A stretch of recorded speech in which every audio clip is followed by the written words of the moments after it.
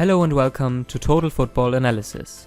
In this video we will discuss the tactics used by Manchester City and Manchester United in their Premier League battle. We will have an analysis of how Solskjaer was able to beat Guardiola in the derby.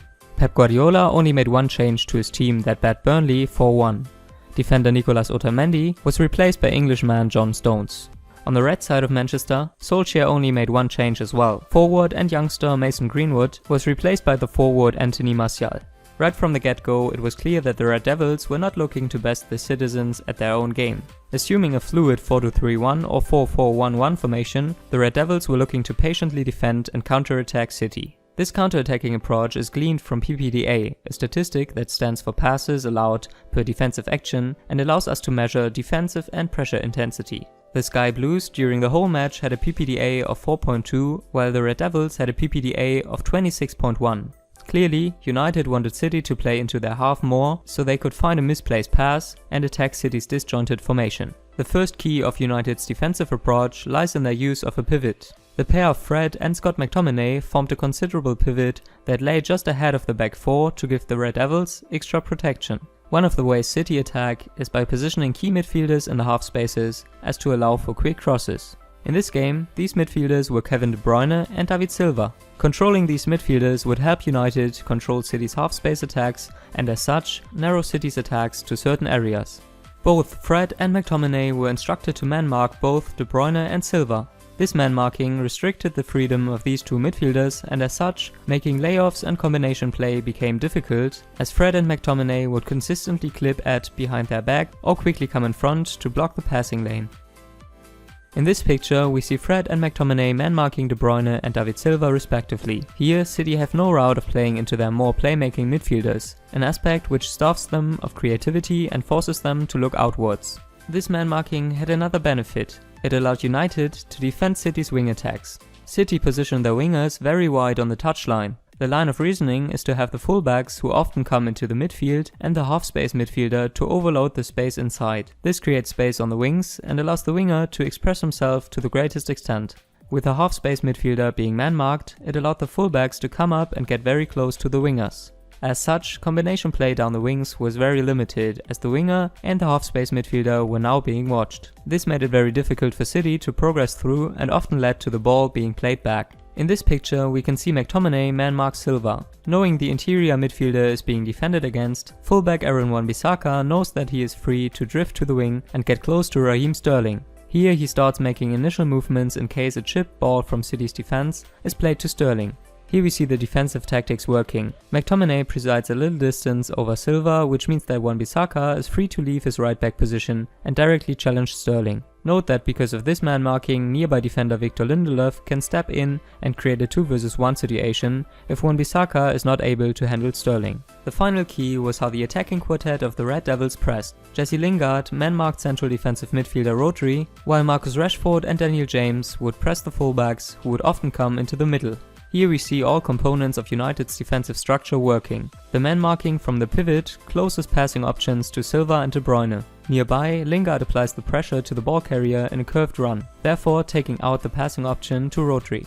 Finally, left winger Rashford adjusts his positioning to get closer to Kyle Walker and get close to him as the ball is played out wide. On the other side, James occupies the right-hand half space to prevent City players from playing through the middle. In this picture, the passing lanes to City players in the midfield are easily able to be intercepted, and if that doesn't work, the recipients of the ball, such as De Bruyne, are man-marked such that dispossession can occur. This structure from United invites City to play riskier passes, which plays into United's game plan of forcing mistakes from the citizens. This is evidently seen in the number of losses of the ball by Manchester City. Kevin De Bruyne lost the ball 21 times, while David Silva lost possession 15 times. These two players rank the highest in dispossession, and it should be no surprise because of the pivot's defensive man marking as talked about before. In total, the citizens lost the ball 105 times during the match, enough opportunities for United to quickly regain possession and counter-attack. Out of these 105 cases, City lost the ball 24 times with their passes. Alarmingly, the ball was lost 38 times due to ground duels, a function of United's strong man marking and pressing. But United's defensive structure also opened up holes in their formation from time to time. However, City's inefficient possession structure meant that they were unable to take advantage of these gaps. The first problem involved an over-reliance on certain players and patterns, mainly Sterling and De Bruyne. The two highest players passed to in the attack were Sterling with 55 passes and De Bruyne with 75 passes. Having seen United's defensive rigidity, these two players were already limited in their movements. The second problem involved the use of inverted fullbacks. In particular, the positioning of Kyle Walker was a problem for City, attacking-wise. His inverted positioning meant that he occupied the same channel as winger Bernardo Silva. This creates a dilemma, as plays can't happen as fluidly and quickly as possible. Moreover, Walker is not as technically creative. This came to hurt City, as there were times where United opened the wing channel or the half-space channel. However, the profile of Walker meant that he was not able to make those forward passes and as a result, passed backward. For a fullback that was close to De Bruyne and Bernardo Silva, Walker only played 7 pass combinations with De Bruyne and 6 pass combinations with Silva. This limited play meant that not much attack was able to occur on the right hand side. Bernardo Silva, who normally is very involved, only recorded an expected goal value of 0.23. Here United have created a gap in their defense, and Walker, instead of exploiting it, passes it to Rodri. On the left-hand flank, the prime tactic seemed to be passes to Sterling. Looking at the pass combinations, the strongest one in the whole team was the pass from Fernandinho to Angelino to Sterling. This relatively basic passing play on the left-hand side left much to be desired. While Sterling did get chances to go one-on-one against, he was cast into situations where United numerically bat him. As such, Sterling's impact was very limited. He was reduced to an expected goals value of 0.02. City's main threat came from Jesus and David Silva. The Brazilian forward recorded the highest expected goal value of 0.64 expected goals, while Silva recorded an expected goal value of 0.43. However, United goalkeeper De Gea made sure that these chances did not find their back in the net. And as the game went on, slowly, City's only play idea seemed to be crossing. The Sky Blues recorded an astounding 43 crosses, with only 7 of them actually being accurate. Besides United's defensive structure, their counterattacks were even more impressive. The main component of United's counterattacks was pace. The trio of Rashford, James and Martial are all fast forwards. United's counterattacks were set in certain ways to maximize space creation. The first was, whenever United counterattacked, they allowed Martial free reign of movement. As such, various times during counterattacks, Martial moved from his traditional striker role. The most common position for him was to move to the right, near James. This created trouble for the City defense, as the defenders were often hesitant to follow Martial.